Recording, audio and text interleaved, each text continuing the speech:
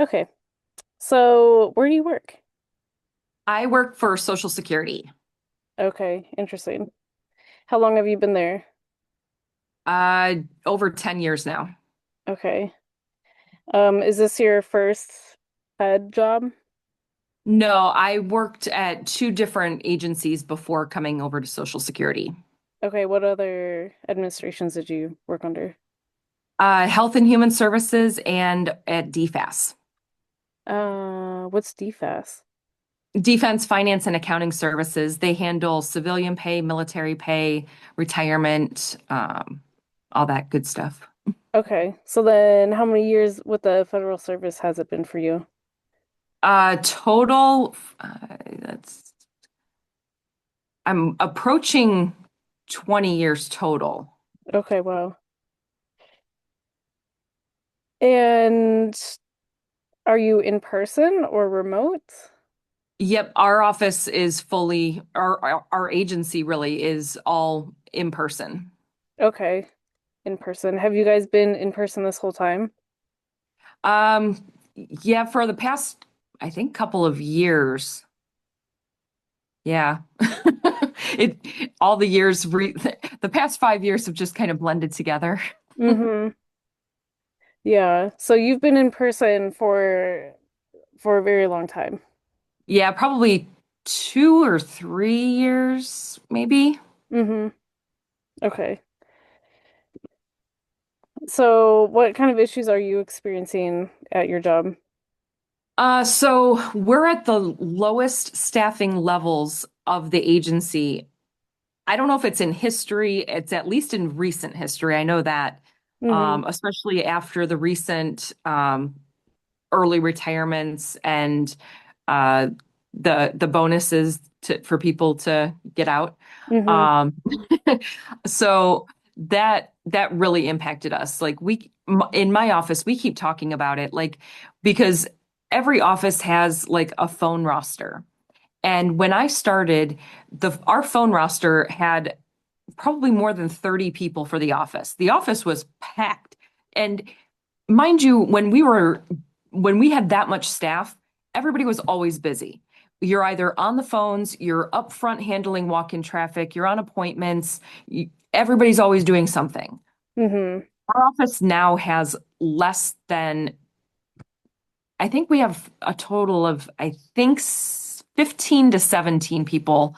I don't know the exact count off the top of my head, but it's right around there. So we're at half of what we were 10 years ago. Mm-hmm. And the work is just increasing. So it's all the more work, less people, and anybody could imagine how stressful that gets in and of itself. Mm-hmm. Yeah. So do you have to work overtime? We don't have to. We do have unlimited overtime available right now, Monday through Friday, and as available some Saturdays. Okay. So are you working overtime? I personally do. I'm motivated by money. Mm-hmm. And it also, I mean, for me, it helps with my mental load because when I work overtime, I can get, work done that I couldn't otherwise between phone calls and appointments and everything else. And so it offers me that availability that wouldn't otherwise be there. So I take advantage of it. Mm-hmm. Yeah. So when did this overtime availability start? Um, I want to say it might have been March. Because oftentimes with the budget, like we'll have overtime and then it'll be kind of suspended and then it'll come back. Sometimes it's been less in some years than other years, but I would say in most recent years, we've had a lot of overtime available. Mm-hmm. Um, but this year, with everything going on and the budget and whatnot, um, it was kind of suspended for a while. And then, yeah, March, they opened it back up and we've had it ever since. Okay, and what was their reasoning for opening it back up? Just the workloads, trying to get through backlogs and just the outstanding work that, especially after the people that left did. Because everybody that took the early outs, they were out, I think, in March. Mm-hmm. I think is when their last day of work was, if I'm not mistaken. Okay. Um, and what do you do at the Social Security Administration? So claims representatives are primarily the people that handle the majority of what everybody thinks of with Social Security. When you Mm-hmm. call and talk to somebody, when you have an appointment to file for benefits, when you are calling with an inquiry, question, change, when there's an update to be done, when you're filing an appeal, we handle all of that on the front lines. It's not specialized in different departments or workloads. We handle it all. Mm-hmm. So you're like in the office talking to people in person sometimes? Sometimes, at least in my office, we have a rotation. Our management does try to break up different workloads. So, like, different people are up front, different people are on phones, different people are on appointments every Mm-hmm. single day because Mm-hmm. just availability and, just rotation so that nobody gets burnt out doing one particular thing. Okay. So what kind of changes are you seeing for the Social Security Administration? So we're it's it's interesting because when it comes to change in the past, when changes were happening internally, externally, they would put out information and then the change would happen in general. Now we're seeing information being put out in the news and then we're getting told about it. Like there was a recent change about people not being able to make their direct deposit changes over the phone and that they would have to like come into the office or they have to provide a special password over the phone that they can get from their online account. And then they took that back. But they took that back publicly before changing the policy. So Mm, like the policy still says everything is the same as what they did, like putting the password into effect, coming into the office. But publicly, I started seeing the news articles where they said, "Oh, no, no, no, no, that's optional." It's like our mm, policy doesn't say it's optional. Our policy says no, it has to be one of these ways, and our computer systems are built that way. Our mhm, computer systems, like if somebody calls in over the phone and we don't have that password from their online account for verification, we literally cannot change information. mhm, So they're reading it on a news article, from AARP or CNN or wherever, saying, nope, nothing's changing. They came out and said, the commissioner said, nope, nothing is changing, that was all optional. But then they call and we're telling them, no, this is what you have to do. So it's very conflicting, which causes a lot of confusion and animosity. Yeah, that's interesting. So you said it's the commissioner. Do you guys have a secretary? I I don't think Social Security has a secretary. I think we have the commissioner of the agency, and then Okay. it goes down from there. Okay. So the commissioner is saying one thing to the media about how things are working at the agency, and really on the ground, things are working a completely different way. Right. And that's creating frustration and difficulty with people who are calling in. Absolutely. A lot of frustration. Yeah. So how do you deal with that? What do you tell people? I mean, for myself, I can only speak for myself because, I think there's like 7,000 employees. Everybody handles things a little bit differently. Mm-hmm. But I try to be as honest with folks as I can. If somebody calls and they're like, I want to do this, and they're like, and I push back and I'm like, no, I'm sorry, we can't do that. And they're like, no, I'm supposed to be able to do this. And it's like, listen, this is what I can do for you right here, right now. These are the options that you have available according to what we have available right now. And ultimately, if you really want to push and have a problem with that, because some people automatically want to, I want to talk to a supervisor. The supervisors don't have any different abilities than we do in this situation. So it's like Mm-hmm. ultimately, if you want change, contact your congressperson. And I Mm-hmm. tell people that, like, it's not my go-to, but if people are really pushing back about, no, no, no, I'm supposed to be able to do this, and they can't, it's like, listen, talk to your congressperson. They're the ones who make the rules that we ultimately all follow when it comes to the government. Yeah, yeah. So why do you think it is that there's such a dissonance between how things are being talked to the media and publicly talked about for Social Security at one level that's different, and then you guys on the front line, why is that, why is there that difference? I don't know if it's a matter of like just trying to appease people. Um, I don't know the exact reasoning. I do think that there's some level of disconnect of understanding what we can and cannot do. Mm-hmm. So another example of that is we just started this thing, it's called call sharing. Mm-hmm. So when you call what you believe to be your local office, whether it be, Columbus, Ohio, or Atlanta, Honolulu, Georgia or something. right. You think you're calling your local office, Mm-hmm. but say that local office has so many people answering the phone at that given time that they don't have anyone available.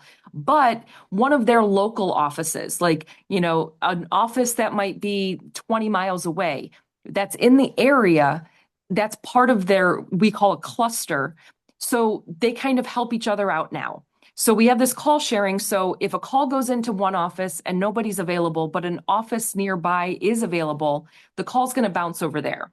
Mm-hmm. And when this all started, the problem with it was when you called each office, if there was something that was pending that somebody was working on, you could see it, but you couldn't do anything about it. Mm-hmm. So but up high, like they were saying, we're an agency without borders. Any office can do anything, and it's like we're all sitting there going, no, no, no, we can't. No, we can't. Mm-hmm. So then it was just last week, actually, that they updated our computer systems so that we could, like, now we can go into a claim that another office is handling in, even if that office is 20, 40, 50 miles away, if it's in our area and we're taking calls helping out that area, then we are able to access those claims. And technically, it's supposed to be nationwide that you can access any claim anywhere with, like, for us internally, of course. Yeah. So is it actually nationwide or is it just like within 50 miles or something? I know it's within our area. Mm-hmm. And like, for example, like Northeast Ohio, we're not just Northeast Ohio. Northeast Ohio is in an area with Social Security. And when I say areas, it's a little bit like districting and kind of like with voting and zip codes and things like that. So our area extends like Social Security area of what we consider the area is actually like Bowling Green and Lima and Steubenville are all with like Sandusky and Cleveland and Akron. Like, so that almost all of Ohio is helping each other out, which is pretty cool. Mm-hmm. Yeah, that's pretty nice. Um, hmm. So what about these talks about Social Security being cut? Have you seen any of that? I've only seen it in the public. Internally, there has not been any talk of any cuts happening, but there's always the generalized kind of fear of, what everybody always talks about is, the money running out, what would happen. And yes, it is kind of a fear to have because I see it not just, for myself thinking of long-term retirement, things like that. It's fearful to think because of the people that rely on those benefits. Because even just when the administration changed, when the election happened, we started getting phone calls on both extremes. We Mm-hmm. were getting phone calls from people saying, when are my benefits increasing? Because this was a promise that was made that our benefits are going to be increasing. And it's like, okay, it's November like 26th. But then we got people on the other end saying, we heard that benefits are going to be cut and when are they going to be cut and how are we going to know and panicking. And it's Mm-hmm. like you have And it's so hard because Social Security, in its very essence, was never intended to be any sole source of income. Mm-hmm. But the reality of life for most, I wouldn't say most, a lot of Americans is they don't know about investments. They don't know or have 401ks and IRAs and stocks and bonds, and they don't have any of that. So for a very large percentage of Americans, Social Security is it for them.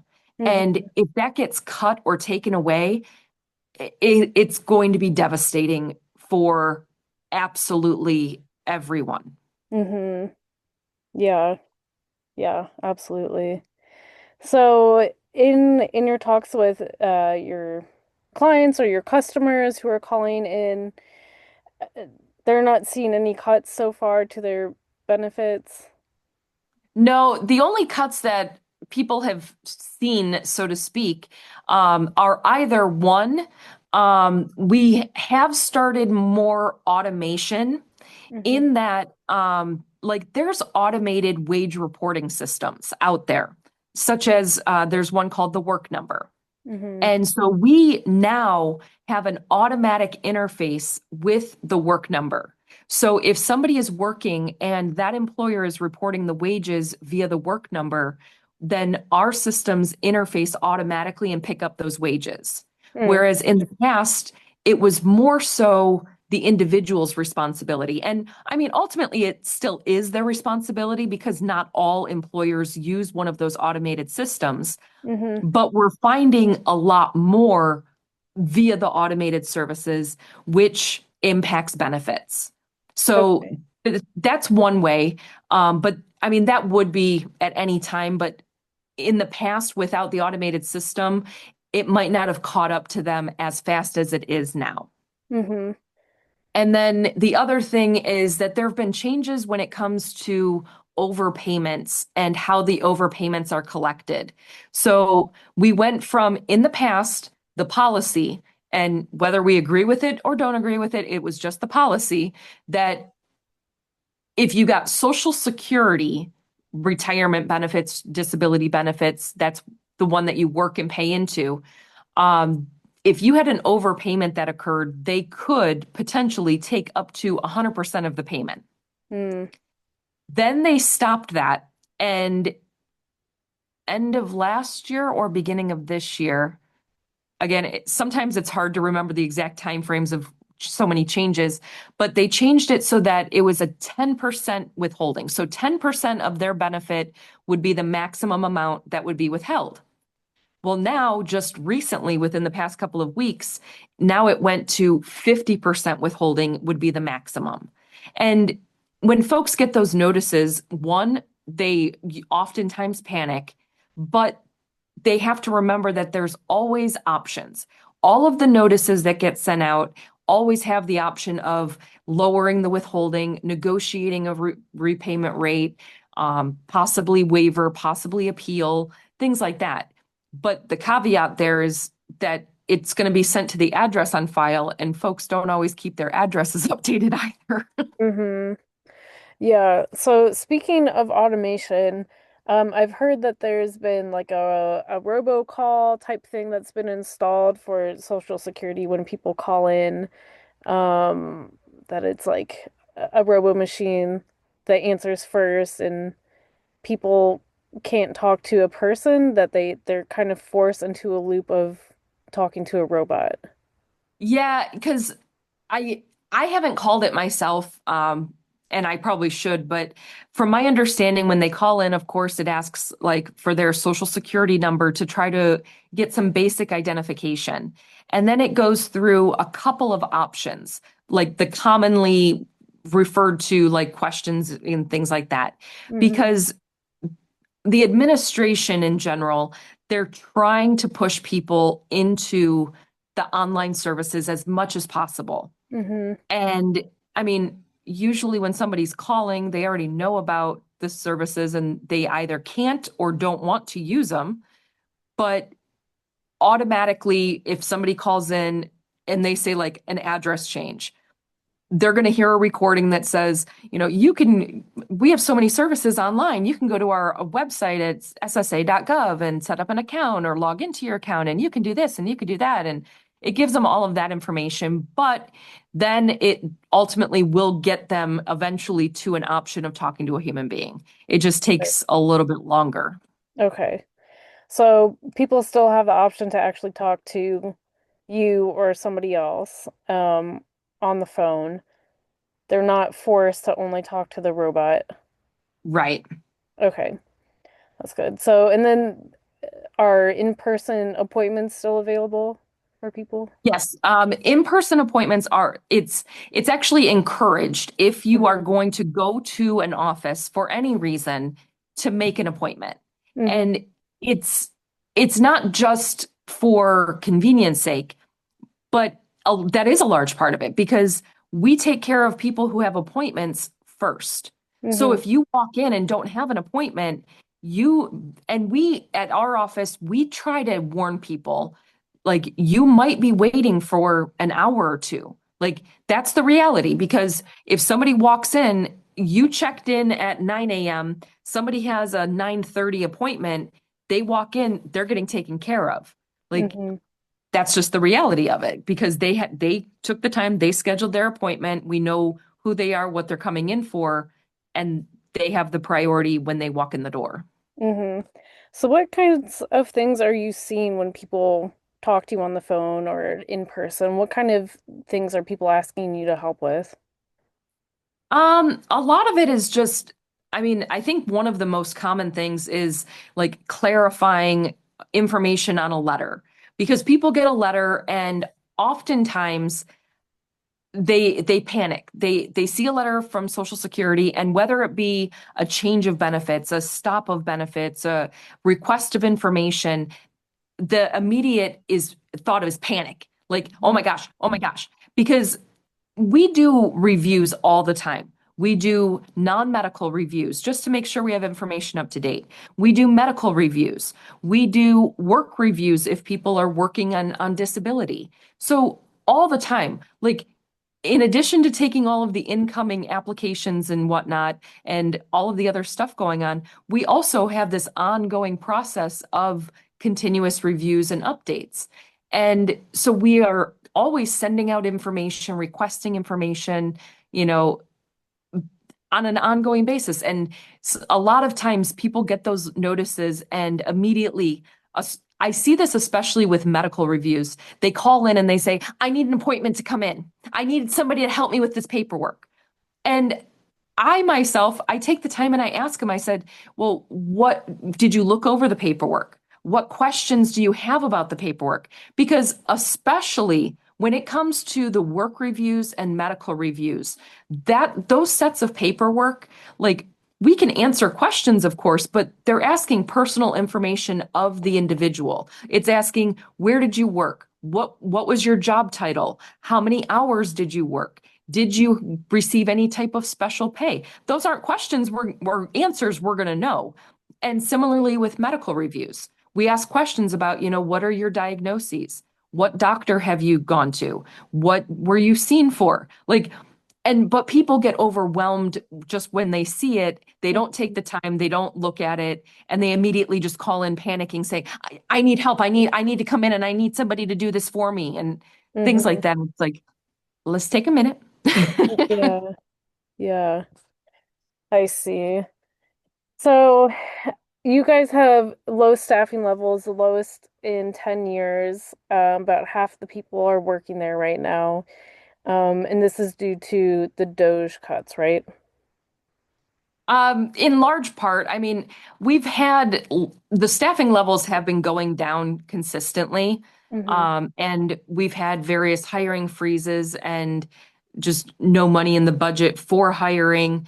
The last hiring that happened was at uh, the end of the last fiscal year. So, like last August or September, I think was the last group of people that I'm aware of that came into the agency. Hmm.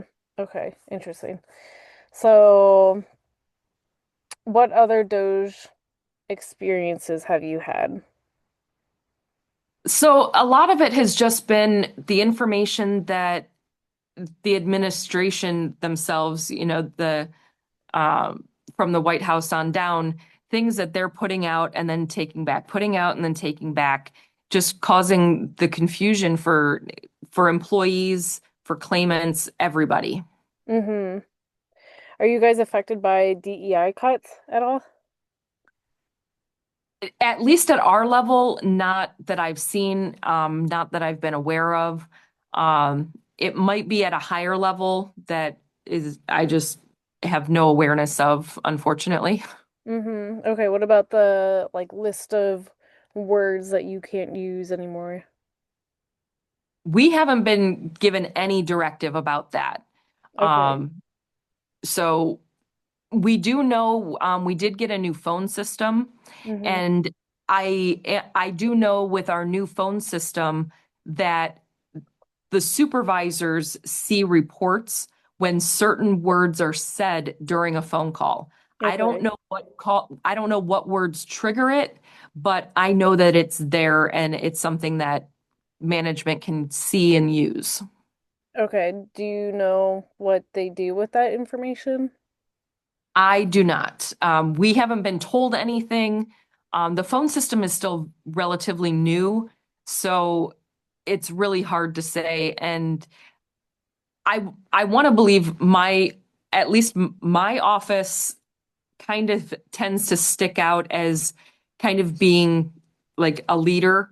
And so I want to believe that if it's picking things up that our office would not be impacted, Mm-hmm. hopefully, maybe. Mm-hmm.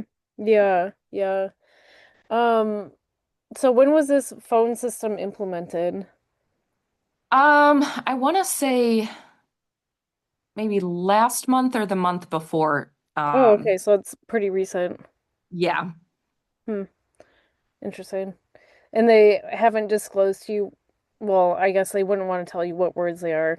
Um, No, I just happened to be walking by a supervisor's desk and they were talking about it and they were like, "Oh, somebody just said the word manager or supervisor," and it hmm. like popped up on their computer screen. Oh, that's so bizarre. Wow. Interesting.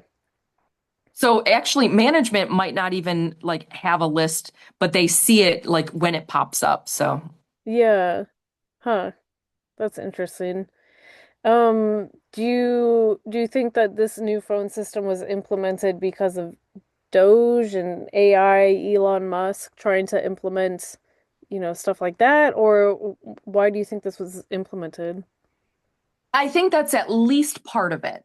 Mm-hmm. Because I know with many things with the government, it has to do with like contracts, and the joke is always like the lowest bidder. Mm-hmm. Um, but I will say one of the sort of improvements on our side is that we no longer have to call in to get our voicemails.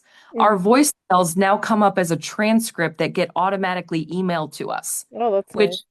I think it's kind of cool because then I don't have to sit there and listen to a voicemail, like try to figure out like, wait, what did they say? What was Yeah. that number? Like, Yeah. and this tells you the number that they called from. It gives you like the full transcript of everything they said. It includes every and Yeah. So it's pretty accurate. Are you able to listen to the voice message if you want to just cross-check? You can absolutely. Mm-hmm. Okay. All right. Well, interesting. So, what other experiences are you having at the Social Security Administration? Any challenges that we haven't talked about yet? Um, Nothing specific that I could think of off the top of my head.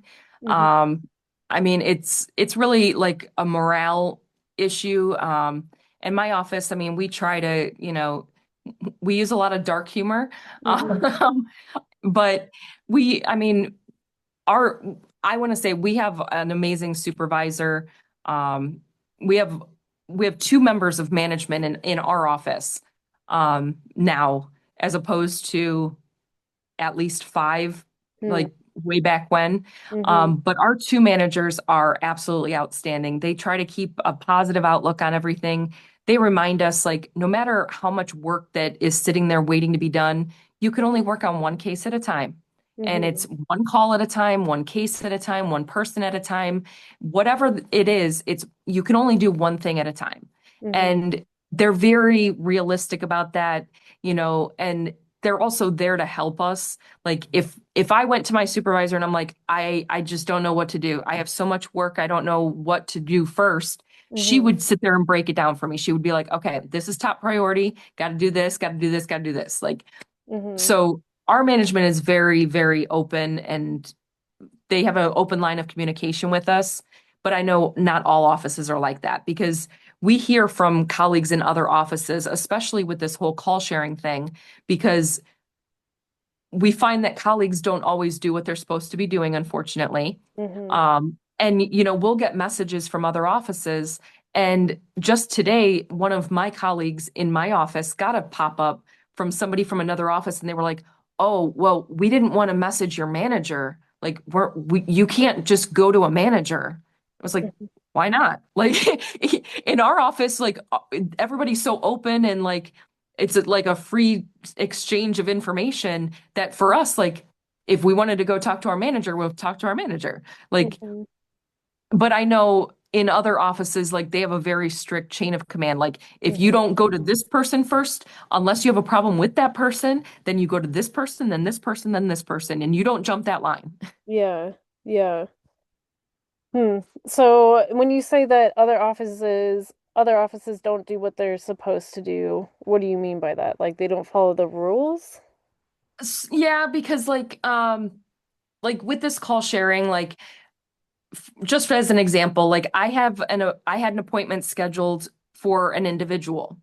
That and another office got the phone call for that individual that they were just checking on information. Mm-hmm. So the person who got the phone call took the time to write me an email about this person called in and they need this appointment and this at the other. Well, I had a note about the appointment and I also sent the person a letter about the appointment. So the person in that other office didn't look at the computer systems, didn't check the notes, like, and it's those simple things that can alleviate a lot of frustration just internally to help Mm-hmm. each other out. It's like, check the computer systems before sending a message. You know, give the customer the best possible service that you can and you help everybody out. Mm-hmm. Okay, so then what do you think about this rhetoric that the public has about lazy federal workers? That drives me crazy because I know and again, I can only speak for my office. I have only worked in my office. I've never worked in another Social Security office. I know some people kind of move around for different reasons and whatnot, but I myself can only speak for my office. And I know in my office, from the time that we get to work and log in, all of us are on the ground running until Mm-hmm. we leave work. It is mental exhaustion all day, every day. Mm-hmm. And like, I can't speak for other offices. I can't speak for other agencies. I know people in other agencies that they do slack off, that they do, they take time off, that they might brag that, oh, they got paid for this and, they were actually doing that and things like that. And that it drives me crazy because I'm like, you are the kind of people that are giving us that complex. Mm-hmm. And the rest of us that are working our butts off are dealing with the public that has that frustration and that image, that, oh, they don't want to do this, oh, they don't want to do that. And it's a lot of frustration in that side because people think that we're not doing what we need to be doing, or they think that their stuff is somehow a higher priority than others. We Mm-hmm. get that all the time as well. Somebody will fax, mail, drop off a document, and 2 days later they're calling. Well, I dropped this off. Why isn't it processed? Why didn't you do this? Why didn't you do that? And it's like, it's only been 2 days. Like, Yeah. Yeah. I can't drop everything just to work on that one thing that you sent when I have, 150 other cases sitting here waiting to be worked on. Yeah. Yeah. So would you say that those type of people are in the minority, the people who aren't following the rules, who are lazy, or do you think they're in the majority? From my personal experience, I would say the minority, and I would hope it would be the minority, especially with the overall environment and attitude and just everything going on. I would hope that they aren't putting forward that kind of situation. Mm-hmm. Yeah. So, do you think there are any positives that you've seen from the Trump administration in your work? Some of the automation, and I say just some of it. I think that they're trying to move to a much more automated system Mm-hmm. of operation. And it it it Social Security is too complex and there's too many exceptions to rules for Mm-hmm. things to be automated. Mm-hmm. When, I mean, because Social Security has two programs. There's the part that you pay into for your retirement for disability, but then there's also another program called Supplemental Security Income. And it is like federal welfare because it's a disability-based program for those under 65, but it's also a needs-based program, meaning that it we look at the factors income and resources and living situation. And no matter what programming you do, you're not going to be able to program for every single circumstance that's out there.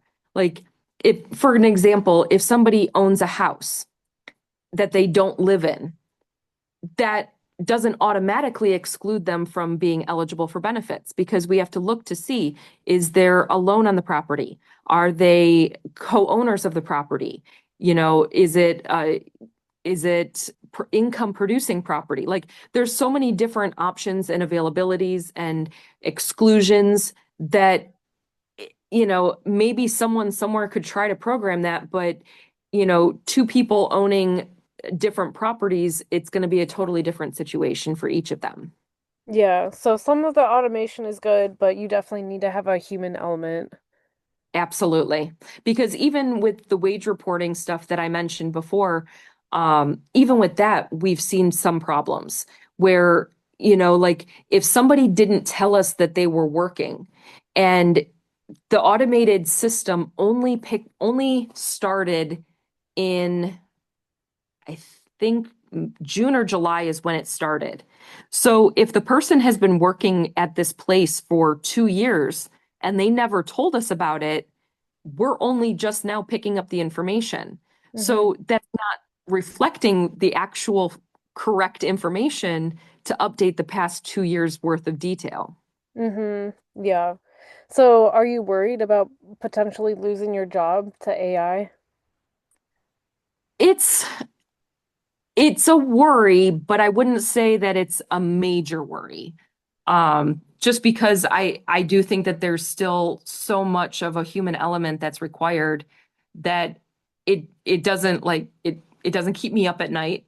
Mm-hmm. Um, More of my worry comes in to the possibility of them trying to privatize Social Security, which has been a discussion. I know many politicians have kind of brought that up at various points in time. But the problem with that is politicians don't understand that, kind of going back to what I said in the beginning, a large majority, maybe not majority, but a large percentage of people just don't understand. If you privatize Social Security, you're talking about investing. You're talking about like a 401(k) situation, and people just they don't have the education and understanding of it. Like if you think back to high school, like in my high school, we had one class and it was optional. It was not a required class that even mentioned stocks. Mm-hmm. They didn't talk about 401(k)s. They didn't talk about stuff like that. Like, and I mean, unless you have somebody in your life that you know and trust and can give you that information, or, if it's passed down to you or whatever, or an employer might, educate you, the large majority of these people don't know about any of that stuff. And that's what makes it even scarier because you're talking about the possibility of a privatization of a benefit Hmm. that could impact anybody now or in the future. Yeah. Hmm. It's interesting. So, um, is there anything else that you feel like the that we have not discussed or gone over during our time today? Is there something else that you would like to bring forth and let the public know? Um, I would just say that I mean we've heard from a lot of members of the public since January, just empathy, sympathy, just having a better like understanding. There's been a lot of comments, I would say, like on the phone, in person, of people saying, like, I'm praying for you guys. I Mm. hope you guys are all okay. I hope nothing happens to you guys. Like comments like that, that in my prior 10 years, I haven't heard people talk like that. Yeah. Yeah. Hmm. Do you worry about getting riffed? Not too much, because I will say that working in an office with the public directly, as a claims specialists with Social Security have been like a priority. Like Hmm. anytime that we're in a shutdown situation, we are always essential. Hmm. Anytime that, you know, anything like that has ever come up that I've been with the agency and from what people have told me before, like the front line of Social Security being the claim specialists who deal with the public firsthand, like they are always the priority. They are always everything. Like it's such a priority that when they started getting rid of some of the positions higher up and like behind the scenes, those folks were given the option to go to the field office, to go to the front lines. And there, I think we were told that there was about 400 people across the agency that did that, that said, rather than take the money and run, rather than go find another job, we're staying here, we're recommitting, we'll do whatever training you need us to do. And that's what they did. Hmm. That's interesting. So people love their job so much that instead of being paid out to leave the job, they would rather be retrained and do something else just to stay in the job.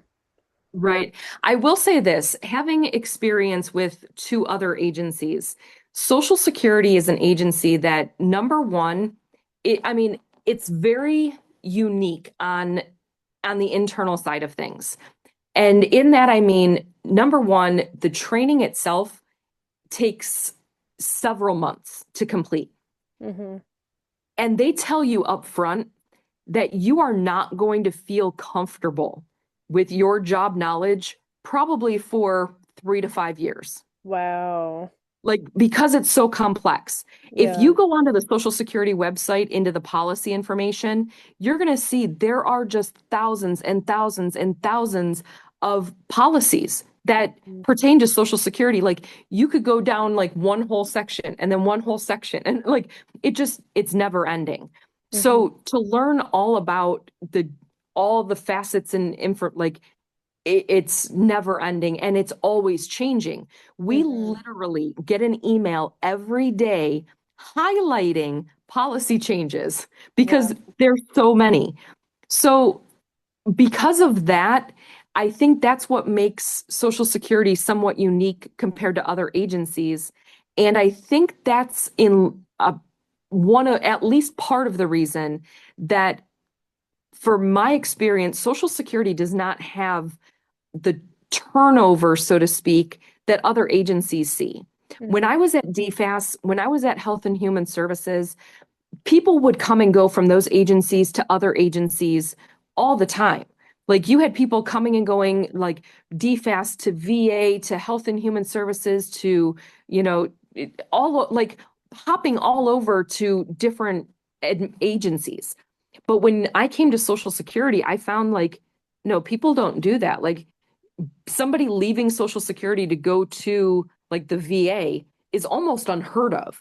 Like Hmm. anybody leaving Social Security to go to another agency was such a rare occurrence that like it they didn't know what I was really talking about when I came in and I was asking questions and talking Hmm. about that.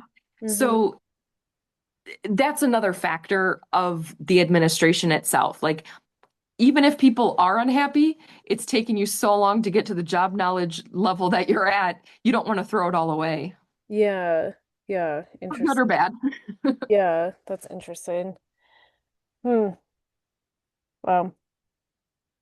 You've definitely given me a lot to think about. I don't know. It's interesting to hear.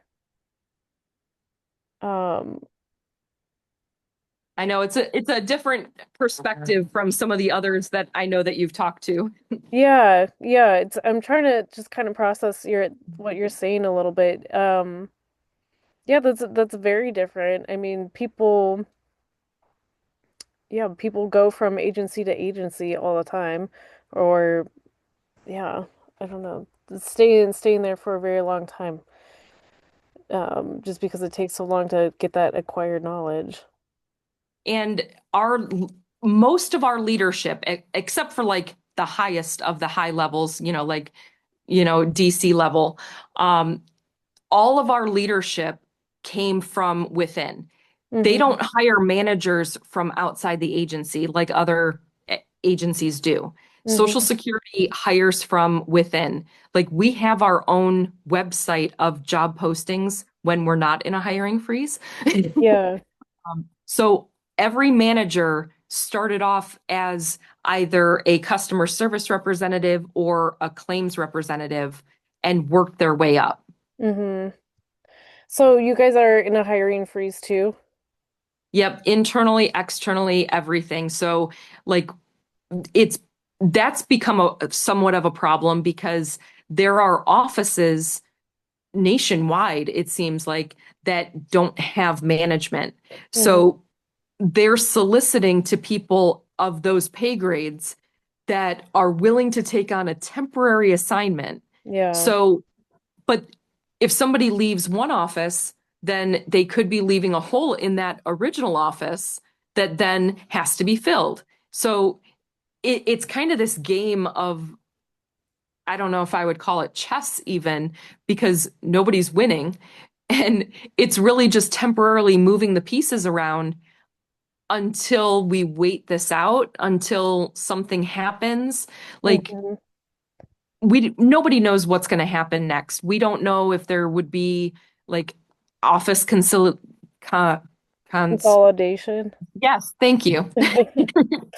My brain's starting to drift off.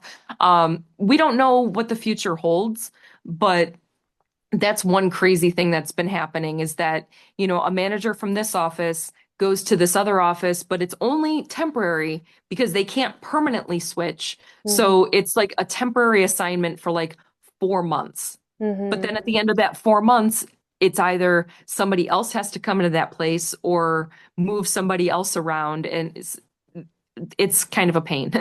Yeah. So when does your hiring freeze last until? As of right now, I think it goes until October, till the fiscal year. Yeah. Um, and that's a whole nother thing because the last I heard, I don't believe that we have a budget in place for the next fiscal year. Ugh. So despite that whole chaos of the big, beautiful bill and all of that, that does not, the budget is a very complex thing. I'm not sure how aware you are of it. Hmm. Because there's like the current budget that takes us like, fiscal year to fiscal year, but then Hmm. there's like the big overall picture budget, Hmm. and that's what has been talked about in the news. But as of right now, come October 1st, we do not have a budget in place to continue paying employees and whatnot. So that's going to be coming out in the news, I'm sure, much more predominantly very, very soon unless they come to some resolution of some sort. Ugh. Man, w could you elaborate on this? So each year, like they've been operating on a continuing resolution, just Yeah. continuing the prior budgeting.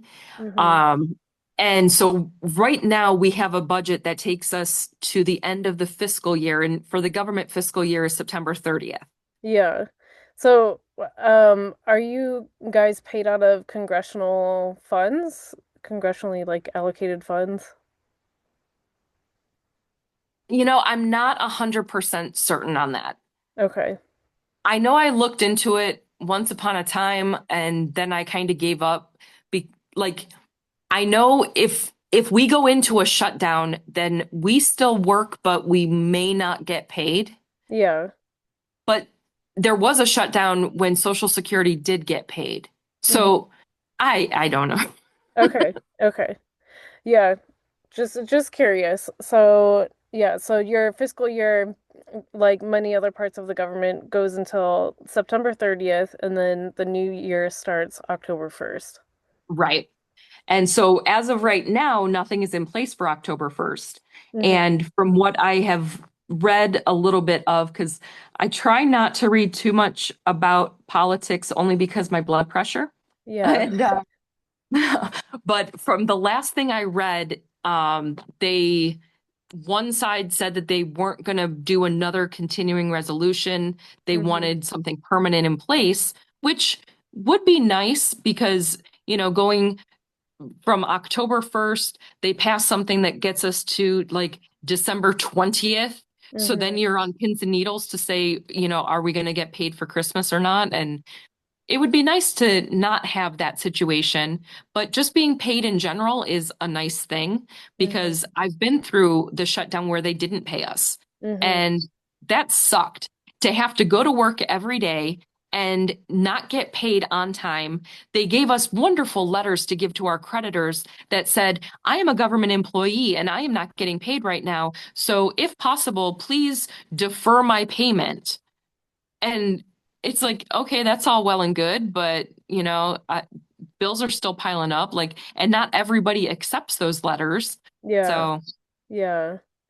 Dang. So, are you guys worried that they're just gonna cut you all and not have a budget in place? Like, how are you feeling? um,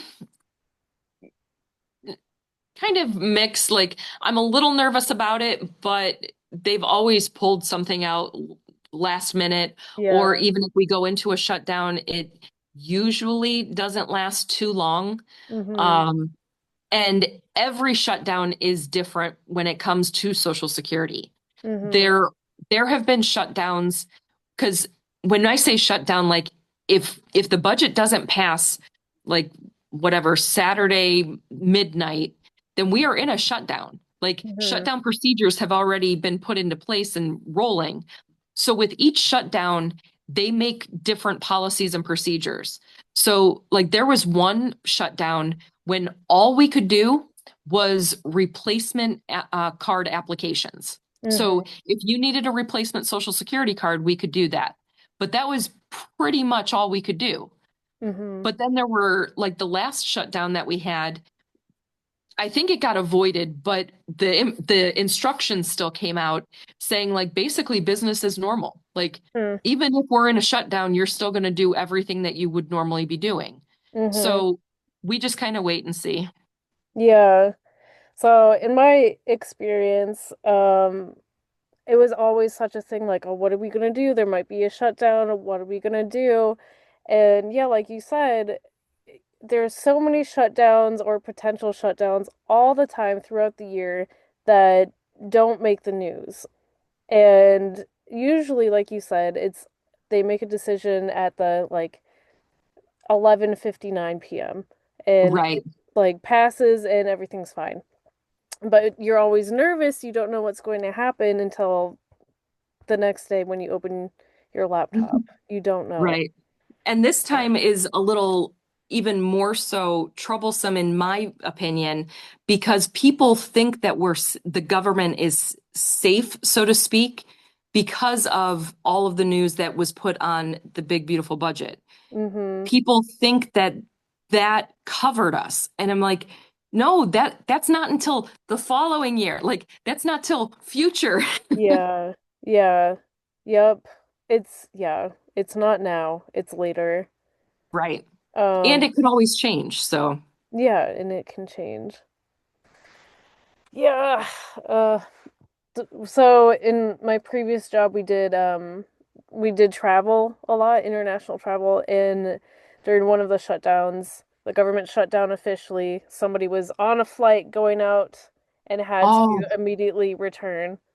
And then they made a decision, the budget passed and reopened, and then we had to do the whole like travel procedure stuff again, and they got sent oh out my again. gosh. So the government shutdowns are frustrating. Indeed. Indeed. Well, I really appreciate you talking with me and telling me everything that you've told me. Is there any last minute things that you want to tell me? Um, Nothing else I can think of. Okay. If anything comes to mind, feel free to DM me. I, again, super appreciate this, and I really hope that, you get as much overtime as you can, get get paid as you deserve to be paid. And yeah, I hope things get better for you guys. I hope everything works out for you as well. I appreciate you doing these. When I saw it pop up, I don't know if it was because of federal government. I don't know if it's because your association with Cleveland, but I was like, hey, this is awesome. Yeah, yeah. It makes me so mad. I'm just trying to dispel this public rhetoric that federal workers are the enemy. Like it's not federal workers. It's like you said, it's the Congress people. It's the people that create the systems that the federal worker works in. It's not Exactly. the individual. Right. And so many people think that we have it out for them, like especially with Social Security. If somebody gets denied or, if we can't waive their overpayment or something, they think it's something personal. And it's like, it's absolutely not. The policy is this. Like there are clear-cut policies that say like what we can and cannot do. Like we don't make the decision if we can pay you. We don't make the Mhm. decision like yes, we make certain decisions, but they're all based on policy. It's not saying, hey, I like the color of your hair, so I'm going to give you this. Like it doesn't work that way.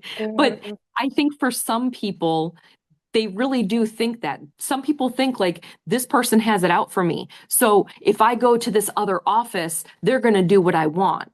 And it's like, no. Hey, you guys all have the same rules and policies that you need to follow. And if you don't follow them, then that gets traced back to you, and you get in trouble and you could lose your job. Right. And I love having things like as a backup. Like I tell people all the time, like we get the pushback from people. I mentioned a little bit about wages and disability stuff. Hmm. People all the time come back at us and say, I didn't know I had to report my wages. And I push back at them and I say, it is on every notice that we send out.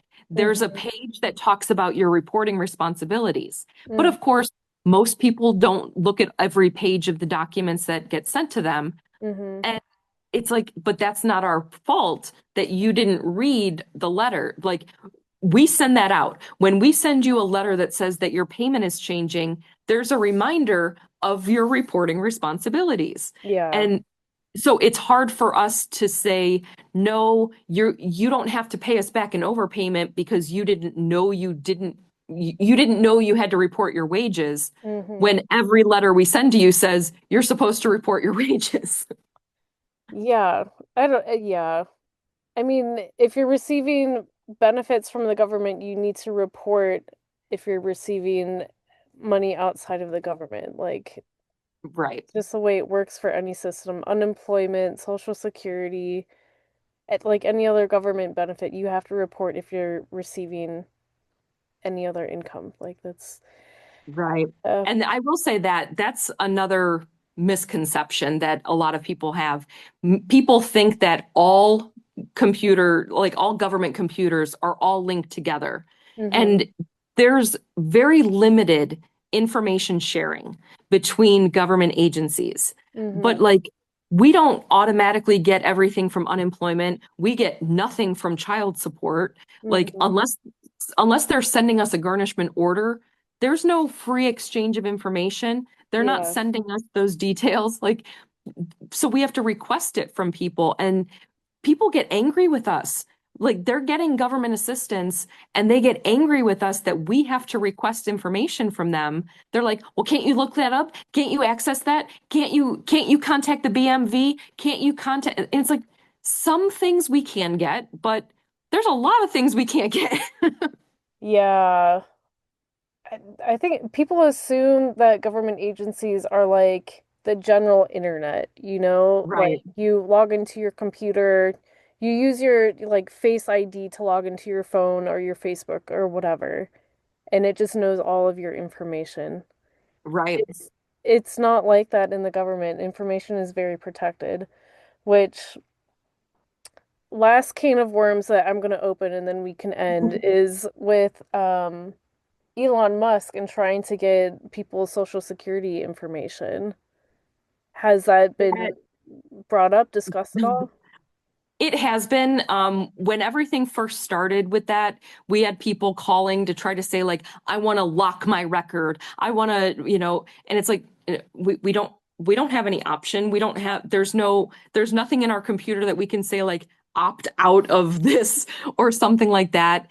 And there was so much misinformation that went out with all of that. Like when there were the reports that were saying like, hundreds of thousands of people are dead and getting benefits.